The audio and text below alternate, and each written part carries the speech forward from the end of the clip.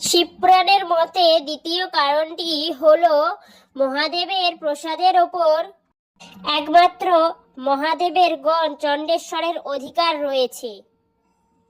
একবার দেবী পার্বতী যখন মহাদেবের প্রসাদ গ্রহণ করতে যান, তখন মহাদেব বাধা দিয়ে বলেন যে এই প্রসাদের ওপর শুধুমাত্র চণ্ডেশ্বরের অধিকার রয়েছে। তখন দেবী পার্বতী অনেক রেগে গিয়ে মহাদেবকে অভিশাপ দেন যে আজ থেকে যে আপনার প্রসাদ গ্রহণ করবেন তার পরের জন্ম হবে কুকুর কুলে। এরপর থেকে মহাদেবের প্রসাদ সাধারণ মানুষের জন্য নিষিদ্ধ হয়।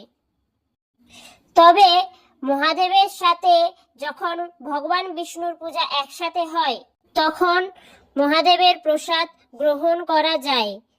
হর হর মহাদেব। এরকম ভিডিও পেতে আমাকে লাইক এবং সাবস্ক্রাইব করুন।